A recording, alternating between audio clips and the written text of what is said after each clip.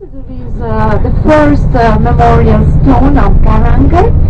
This one is dedicated to the victims of the Napoleonic Wars and to the victims of the Second World War. Napoleonic Wars, the end of the Napoleonic Wars, 1814, is a very important moment for Norway because that's why on the National Day on 17th May, where it is the day of the Constitution, so it is an occasion to remember this very important moment in the history of Norway. The first arrow, and the village is exactly at the end of this fjord as a point of an arrow. So we have this message immediately through the shape of this Geiranger fjord center.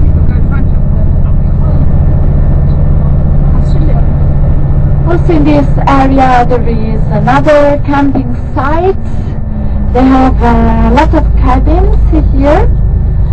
This is a very nice way for another possibility for another connection between the name of the area or the name of waterfalls, rivers, with the surname of the first family arrived in that area.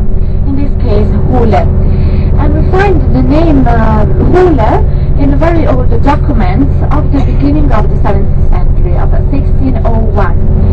So this family is living here since a lot of years. We are going very slowly on the way back so that you can take pictures of the waterfall.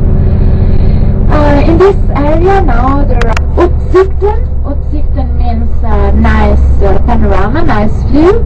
And this is the nice view you can enjoy from the Villa Utsikten on the fjord. And it is possible to see the boat in September. It can already snow in August, end of August. So according to the weather conditions, they moved up and down. They stayed here alone, 6 young girls. They were about 14, 15 years old. It was a sort of a summer job. And only during the weekend sometimes came the boys from the village to bring what they needed and to take the milk products and to sell them down in the village. Here in this area we have a very famous cheese. It is the brown cheese, the brunost, brown goat cheese. So they produce here the white cheese, and after the production of the white cheese, they use the milk would remain darker, and it was used as a sort of cupboard to store the milk products. So the cabins are really small, but very comfortable, and were carpets very open.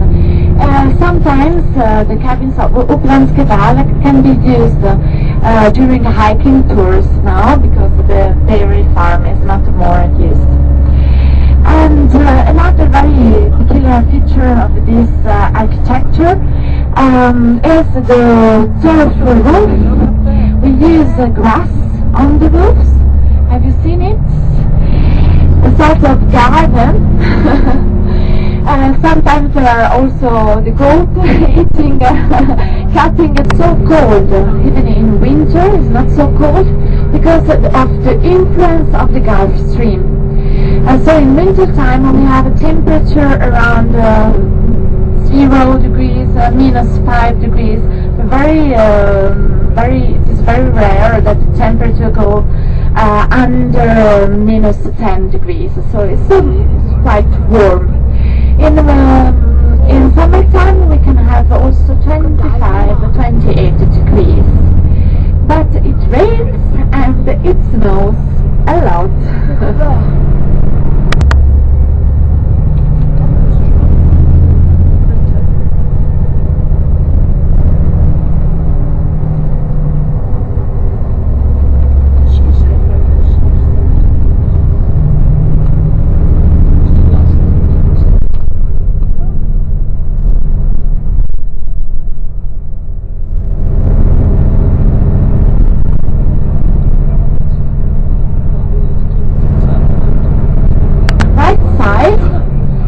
The mountains all around it are called the Blue Mountain, Blå Fjell, and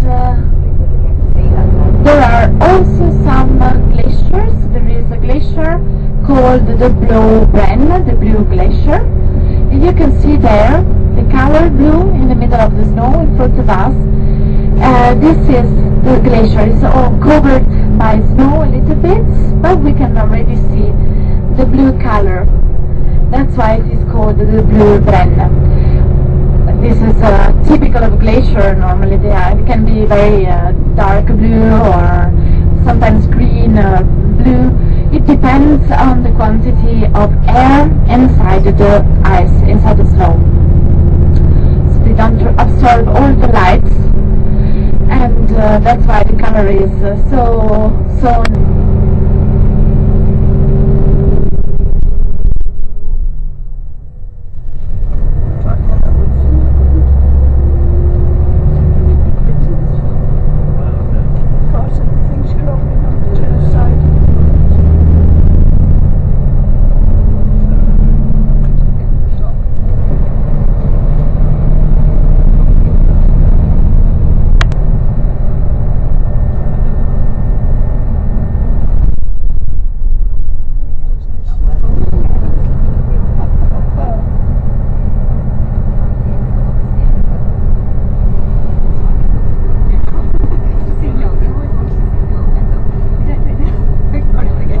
Now we have the lake.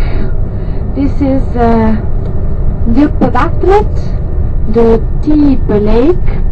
It is 180 meters deep, and we are now 1030 meters above the sea level.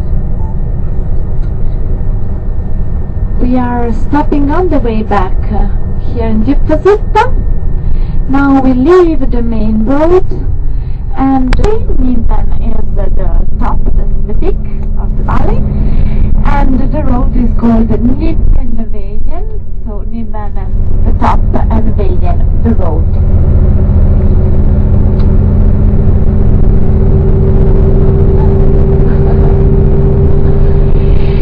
And it's a very nice view from this point of the lake.